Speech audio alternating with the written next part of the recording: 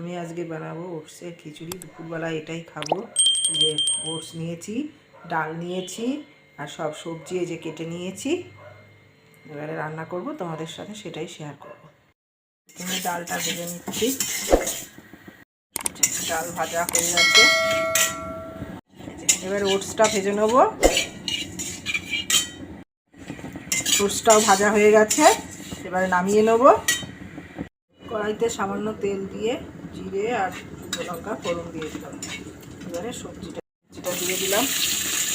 গাজর, বিনস আর ক্যাপসিকাম ওগুলো আমি আগে ভেজে নিয়েছি, আগে ভেজে নিয়েছি।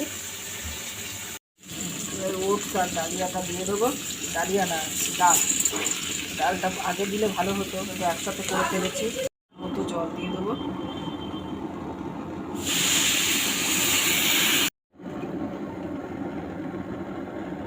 লঙ্কা ওটা দিয়ে দেবো।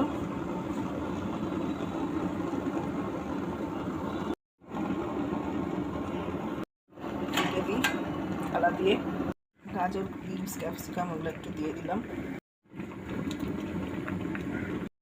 খিচুড়ি হয়ে এসছে প্রায়। ডালিয়ার খিচুড়ি আমার রেডি। ডালিয়ার খিচুড়ি, ডালিয়া না সরি, ওটসের খিচুড়ি। ওটস ভুল করে বলে ফেলেছি। আজকের ভিডিওটা এইটুকুই। বাই।